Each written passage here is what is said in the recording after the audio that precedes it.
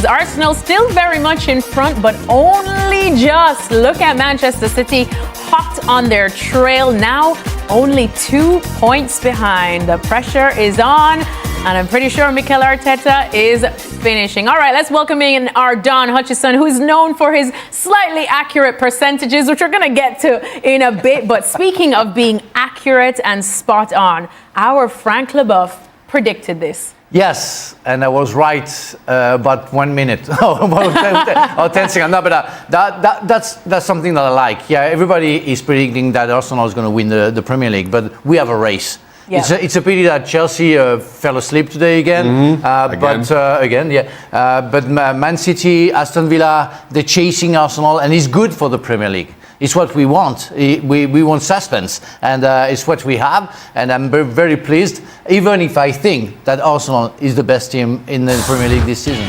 Yeah, it's an interesting one there when we look at this game here. Shaka, I mean, how many times on this show have you said that this title, even though Liverpool are the defending champions, the way Arsenal were going at one point, it looked like it was theirs to lose. But here we are now talking about a 2-point gap. Yeah, I'm with you. I've been saying all along this is Arsenal's side to lose. But before I get to Arsenal, I have to give Villa credit. Yeah. I thought it was an incredible game of football. Really enjoyed it, and it almost felt like both teams had kind of settled for a draw at the very last, the 12th round of a heavyweight fight, and then all of a sudden Buendia pops up and well, without question, a knockout punch virtually last kick of the game. And credit to Villa, because I thought their football simply was that good. They've been that good at form. Couple of bumps in the road, but they really have put some results together. Credit to them and Unai Emery for the way they continue to go about their business. From an Arsenal perspective, it feels like yesterday we were talking about Eberechi Eze and his performance against Spurs and how good he looked through the middle.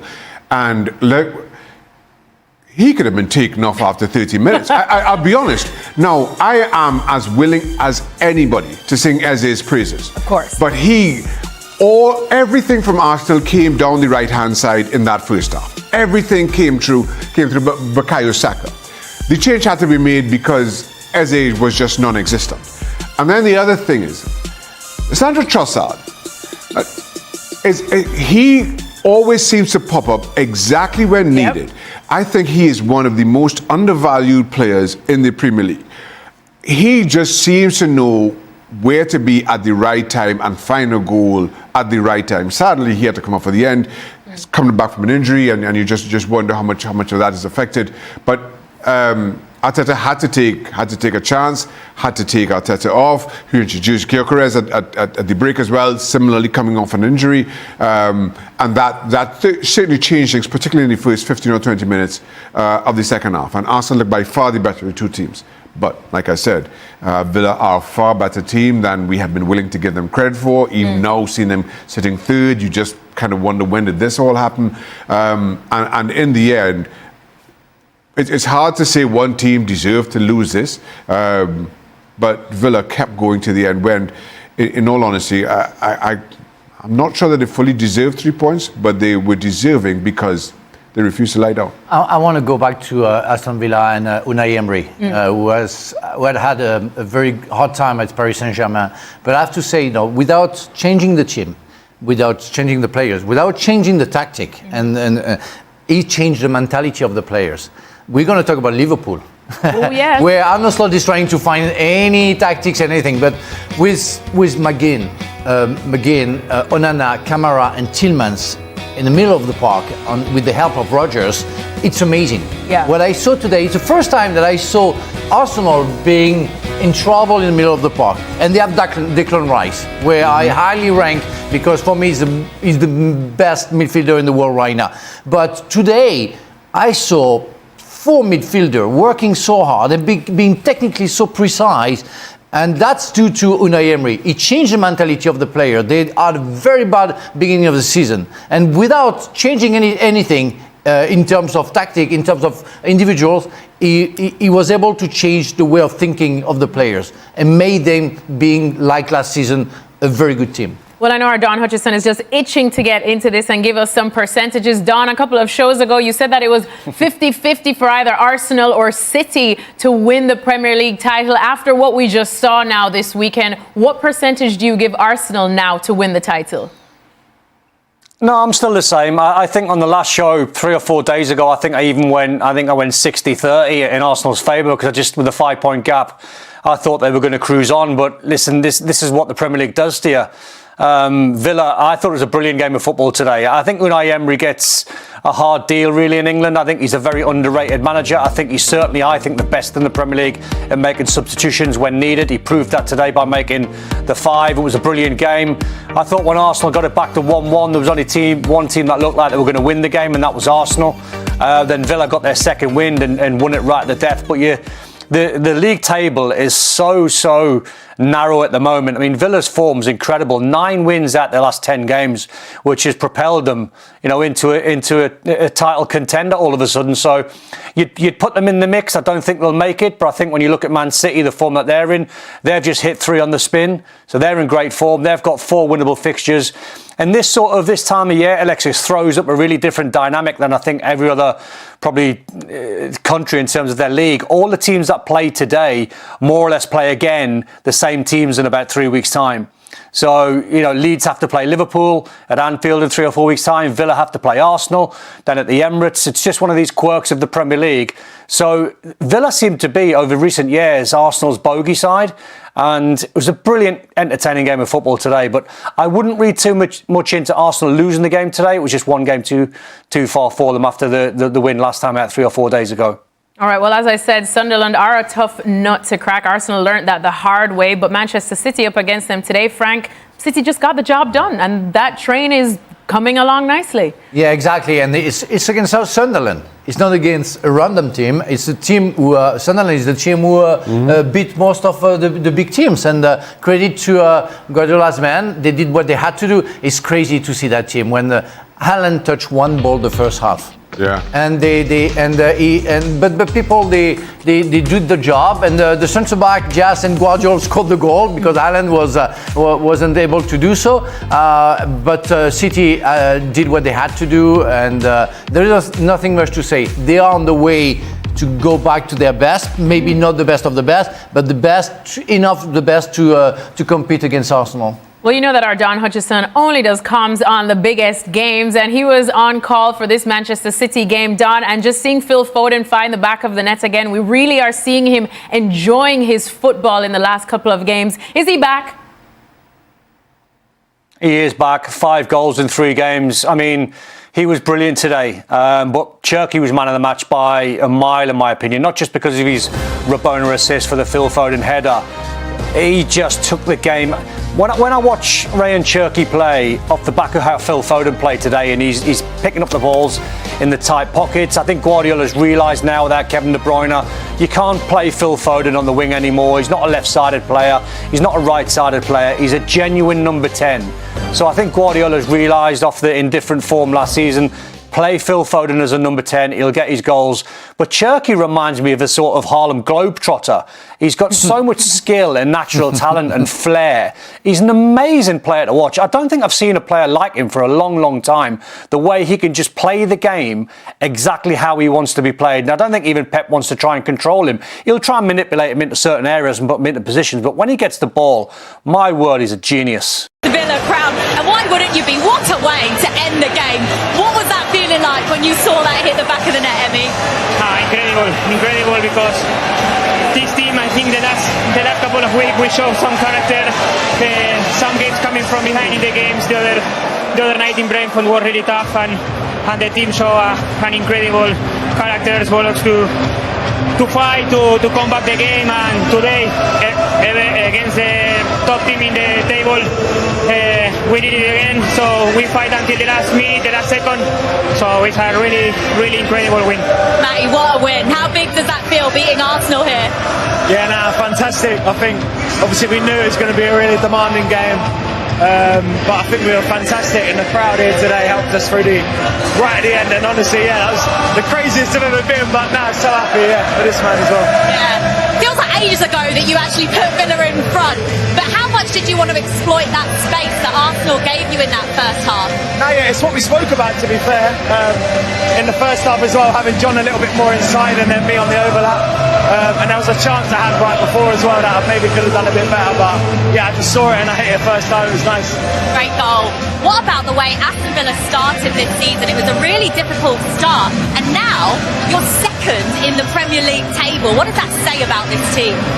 Like I said before, some character, trust the process, like the manager said, every single day, building the team, believing in what we do, in what we can do in this tough league. So yeah, I think we are showing every game we are doing big steps. So we need to continue this work, and we have many good games ahead. The crowd seems so up for it today. What can Villa achieve this season? Anything. Obviously, we've got to take it game by game, you know, and just keep working hard and taking it in our stride. But at the minute, we're on a great run. But we know it's not even Christmas yet, so we have to keep being demanding, keep being consistent, and then we'll see where it takes us. Well done, both of you. Congratulations. Thank you very much. A real sucker punch to lose the game with near enough the last kick of it. How do you sum up the match we've just seen out there? Yeah, in the manner that it happened at the end, obviously, really difficult to take. In the first half we had moments. Obviously, had the best chance after, I think it's a foul on Ricky that Watkins goes through.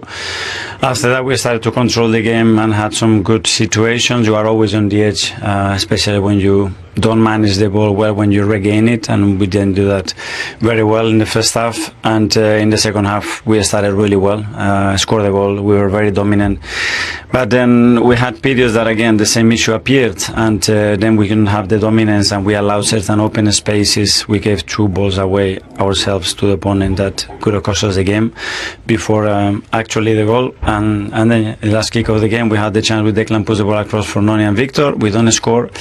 Goal kick long, second ball, clear the ball, individual action, a lot of chaos inside the box, and you end up losing it. So it is painful. In the second half particularly, it seemed quite difficult for either side to get any sustained control. Why do you think that was? Well, I think it's the manner that we play, the quality that's on the pitch, and the moment somebody beats his own man and a duel, the space is open. And they are really good at that. Credit to them for what they do. They are a really good side. And yeah, we had our moments to go and score the second goal. We were very, very close in a few times. And at the end, I said, after 18 games unbeaten, which is a long run, you need to lift up and go again. Do you see this as a missed opportunity, especially with playing first this weekend, where you could have gone 8 points clear? It's now 3 points to Villa in second. Yes, but every week is going to be like this. I mean, we are 18 games unbeaten, and you're still the margin so small. So this is what we have to do. We have to focus on ourselves and certain standards that today, particularly individually, we didn't raise that level, and the effort was absolutely there, and use that pain to go again. That's football. How do you ensure then that this defeat today doesn't derail any good momentum you've built up, particularly mentally in that dressing room? Well, because the consistency levels that we showed with everything that happened to us has been incredible, so I have no arguments to think otherwise. Thanks, Mikel. Thank you. Unai, congratulations. You said to us before the game, you love games like this, testing yourself against the best team in the league right now. So what does this win mean to you? Good afternoon. Yeah, so happy.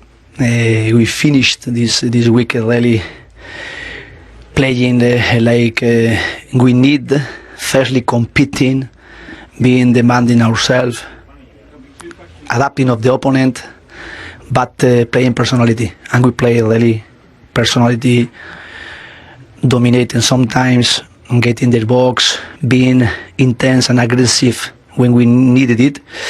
And so happy because Villa Park is special. The supporters, they transmit their energy. Of course, we need to transmit our energy to them, and we did it.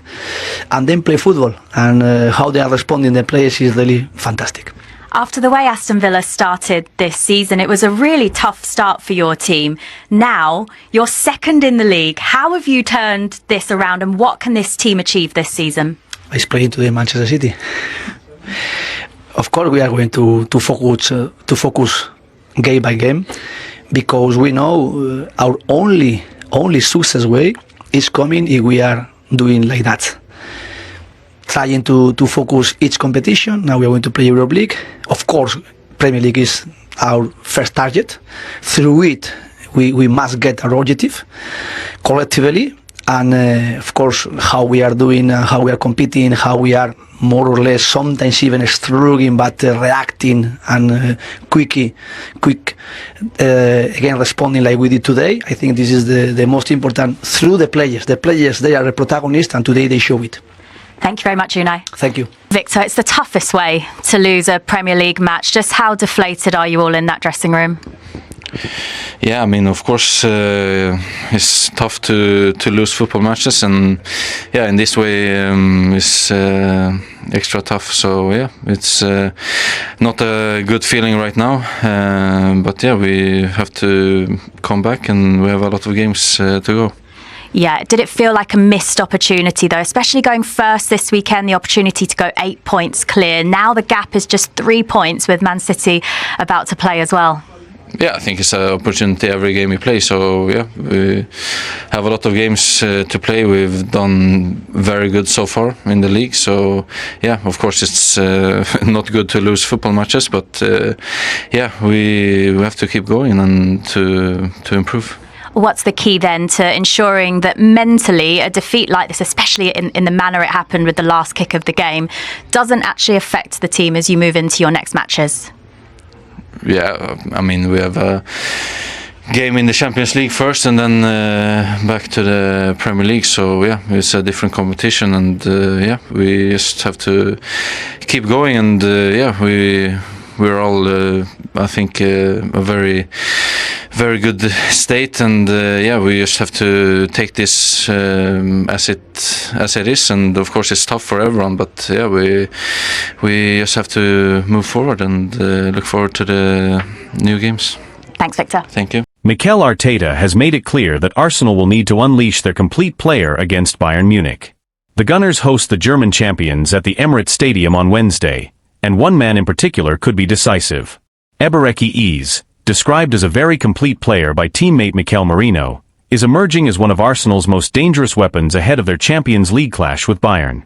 The 27-year-old announced himself in North London with a stunning hat-trick in his first derby since arriving in a £67.5 million move from Crystal Palace. His 3 brilliant goals dismantled Tottenham, and truthfully, he could have scored even more. Merino believes every one of Arsenal's 8 summer signings has lifted the squad's level, helping the team build a 6-point lead at the top of the Premier League. But Wednesday's matchup is different. Bayern Munich, the reigning Bundesliga champions, represent the toughest test yet for Arteta's side. Speaking after the win over Spurs, Merino praised Eze's qualities and hinted at the impact he could have in such a high-stakes European battle. "We've brought in a lot of players who can make a difference. But you can see that other teams have spent big as well," the Spain international said. "Individual brilliance can win matches, sure, but in the end, it's the team that matters. If you have great players who don't connect, that's a problem. The good thing about this group is that everyone thinks about the team first." When asked about Eze specifically, Merino didn't hesitate. "I think he's incredibly complete. He can dribble, he can pass, and his technical quality is outstanding. In Spain, we always talk about players who can connect with others. He has that naturally. He grew up with that instinct to link play, move the ball, and build relationships on the pitch. He also has the mindset to get involved, demand the ball, and influence the game. At the same time, he's strong, he can take players on, and he can finish. He's a truly complete signing." Merino also touched on how the modern game often reduces players to simple numbers. "These days everyone judges players by goals and assists, that's just how it is. But as footballers, we see the deeper qualities he brings, the technique, the movement, the intelligence. Even in training, you can tell immediately how special he is. Yes, he's scoring goals, but he's much more than that. He's an exceptional player, and we're incredibly lucky to have him. He can play in several positions and adapt to different systems. He's been a huge addition for Arsenal." Beyond the technical qualities, Merino believes Eze's attitude, and the healthy competition within the squad, will be crucial in Arsenal's title push. You can hear the calm in Ebereki's voice and see it in the way he carries himself. He's confident, grounded, and every morning we sit together in the sauna at the training ground and talk about everything, he added with a smile. "He's a great guy, already fully integrated, and we need players like him. Competition is fierce. There's so much quality in this squad. That's exactly what the manager wanted, as many top players as possible, all ready to play. It makes his decisions tough, choosing who starts and who doesn't, but it also pushes every one of us to give our best in every session. And that's why we're improving as a team. As Arsenal prepare for Bayern's arrival, Arteta is facing one of the most delicate balancing acts of the season. The squad is healthy, competition is fierce, and expectations have never been higher. But behind the scenes, there is a growing sense that Iza's versatility and calm presence may be essential against a Bayern side known for controlling the tempo in big European nights. Arteta himself has hinted at Iza's importance without naming him directly. After the Tottenham victory, the manager spoke about the need for players who can break pressure, dictate rhythm, and stay composed when the game becomes chaotic. Those inside the club believe those comments were aimed at Iza as much as anyone. The coaching staff has been particularly impressed by how quickly he has adapted to Arsenal's positional play structure, a system that demands far more tactical discipline than what he was used to at Crystal Palace. Analysts at the club point to his growing influence not only in the final third, but also in build-up phases, where his ability to glide past pressure could help Arsenal bypass Bayern's aggressive midfield line. There is also an awareness that Bayern's fullbacks tend to push high, leaving spaces between the lines. Iza's skill set, sharp turns, deceptive acceleration, and precise final balls, could be exactly what Arteta needs to exploit those gaps. Outside the club, pundits have already started circling Wednesday's match as a defining moment for the £67.5 million signing. Some believe that if Iza can impose himself on a Champions League quarter-final against Bayern Munich, it will confirm his arrival among Europe's elite creative players. Former players have echoed that sentiment. Several ex-Arsenal figures, speaking on television over the weekend, highlighted the need for someone who can change the temperature of the match with a moment of calm or an unexpected burst of creativity. Iza, they argued, is one of the few in the squad capable of both. Meanwhile, Bayern Munich come into the match with their own confidence. Their midfield trio has been one of the most dominant in Europe this season, and they have shown a repeated ability to suffocate opponents early. That dynamic is precisely why Arteta may lean on Iza's composure. When the game tightens, Arsenal will need a player capable of slowing it down, protecting the ball, and finding solutions in tight spaces. Within Arsenal's dressing room, Mourinho's praise reflects a broader consensus. Senior players have reportedly been struck by Iza's humility and work ethic, qualities that have helped him integrate seamlessly into a squad that already had strong internal chemistry. Staff members describe him as someone who never forces the game, and lets the match come to him, characteristics that could prove invaluable in a high-tension Champions League tie. As kickoff approaches, the narrative surrounding the match has shifted. What began as a test of Arsenal's resilience has quietly become a spotlight on whether Iza can elevate them in Europe the same way he has in the Premier League. For Arteta, the equation is simple. If Arsenal are to overcome Bayern, they will need more than intensity. They will need control. They will need creativity. And increasingly, they will need the completeness Iza brings to every phase of the pitch.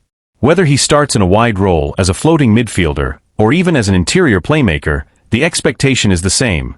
Iza will have to find the spaces others cannot, and influence the game in ways that statistics alone will not capture. The stakes are high, the opponent is formidable, and the spotlight is intense. But within the walls of London Coney, the belief is growing that this is exactly the kind of stage Eberechi Iza was signed for. Martin Odegaard is nearing a return to action after suffering a medial collateral ligament injury in Arsenal's 2-0 win over West Ham earlier in October. Yet, 3.5 years after Mikel Arteta named him captain, the Norwegian finds himself in an unfamiliar position. His place in the starting lineup is no longer guaranteed. For the first time since joining the club permanently from Real Madrid in August 2021, there is real debate over whether he remains an automatic choice for Arteta's 11. Odegaard, now 26, has been central to Arsenal's resurgence under Arteta, the conductor who shaped the team's rhythm through some of their most fluid football. But this season, the Gunners have been forced to navigate long stretches without their captain, first due to a shoulder issue that kept him out of 4 matches in September, and then because of a knee collision with West Ham's Crescencio Somerville that sidelined him again. And during his absence, something significant happened. Eberechi Iza stepped into the spotlight. Iza's sensational hat-trick in the North London Derby has complicated the picture. Now thriving in a central role, the England international has given Arsenal a different kind of presence around the edge of the box. A blend of unpredictability, directness, and two-footed confidence that opponents struggle to contain. He may not control games with the same metronomic precision as Odegaard, but he offers a spark, a willingness to take risks at moments when Arsenal need a jolt of creativity. After such a standout performance against Tottenham, it feels almost impossible to imagine Arteta leaving ease out. The manager has always had a soft spot for players riding a wave of confidence, and ease is currently surfing at full height. There was a similar situation back in September, when Mikel Merino was handed a start against Manchester City after scoring 4 times in 2 games for Spain, including a hat-trick against Turkey. Arteta doesn't hesitate to reward form. Ease has carried that form onto the international stage as well, recently scoring a stunning goal for England in a 2-0 win over Serbia in the World Cup qualifiers at Wembley.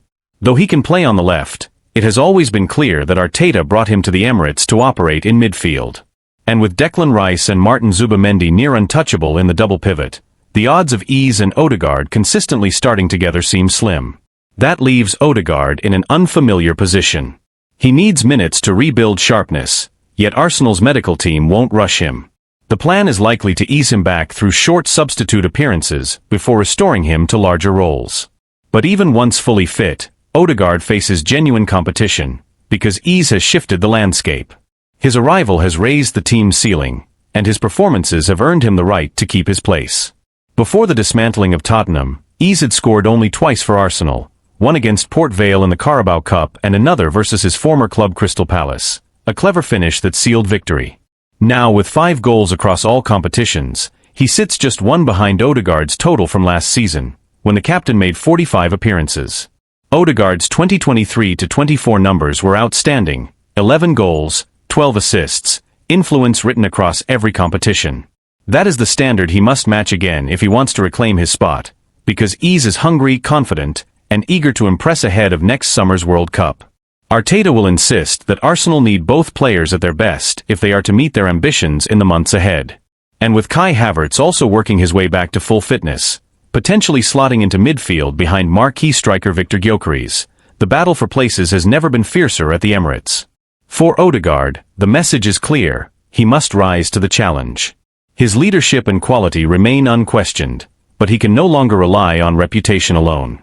If he embraces the competition and fights his way back into the side, his return could push Arsenal to even greater heights. And if the team has already reached this level without several key figures, the potential for what comes next may be even greater. Inside the club, staff members are quietly acknowledging that Arsenal are entering a new phase, one where no player, not even the captain, is immune to tactical evolution. Arteta has spent the past 2 seasons building a squad capable of sustaining pressure across multiple competitions, and the emergence of Ease is a sign that the manager's long-term planning is beginning to bear fruit. Depth is no longer a luxury, it is a necessity. But with depth comes difficult decisions. Arteta has always valued balance in midfield, and the contrasting profiles of Odegaard and Ease force him to reconsider what type of midfield best suits the team's ambitions in Europe and the Premier League. The technical control and spatial awareness that Odegaard brings have defined Arsenal's identity under Arteta. Conversely, Ease's dynamism, physical presence, and unpredictable touches give Arsenal a new dimension, especially against teams that sit deep or defend aggressively in central areas. This internal shift has also caught the attention of analysts and former players. Several pundits have begun to question whether the captaincy should guarantee a place in the lineup, especially at a club with ambitions of challenging for the Champions League. Others argue that Odegaard's leadership is too valuable to sideline, pointing to the standards he sets in training and his influence over younger players. Those debates are already spilling into the media, and they will only intensify as the season progresses. There is also the tactical question of whether Arteta might eventually experiment with a system that accommodates both Ease and Odegaard, something he briefly attempted earlier in the season during the win over West Ham. But with Rice and Zubimendi forming an almost impenetrable midfield pairing, any reshuffle risks destabilizing the defensive structure that has made Arsenal one of the most resilient teams in the league. The manager has hinted that he is open to adjustments, but only if they enhance the team's overall cohesion. For Odegaard himself, the challenge is as much psychological as it is physical. He has worked hard to cultivate an image of calm authority, a leader who raises the level of those around him through clarity and consistency. Now he must show that he can adapt, compete, and respond to adversity.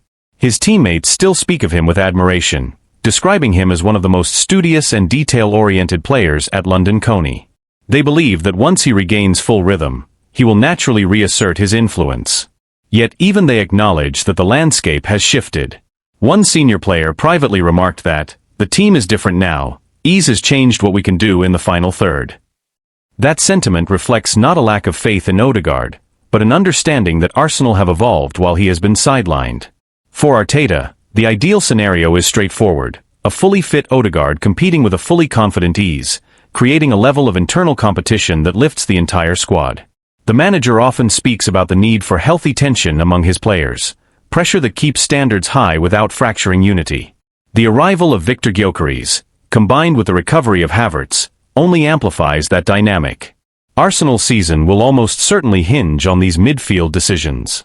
With Champions League knockout matches approaching and the Premier League title race tightening, Arteta must decide not only who starts, but what kind of identity he wants his team to carry into the defining months of the campaign. The next few weeks will reveal whether Odegaard's return sparks a resurgence or a battle for relevance. If he manages to reclaim his place, it could serve as a reminder of why Arteta trusted him with the armband in the first place. If he struggles, it will underline how rapidly Arsenal are progressing, and how little room there is for sentiment at the highest level. Either way, the captain's response will shape not just his future, but the trajectory of a team that believes it is on the brink of something significant.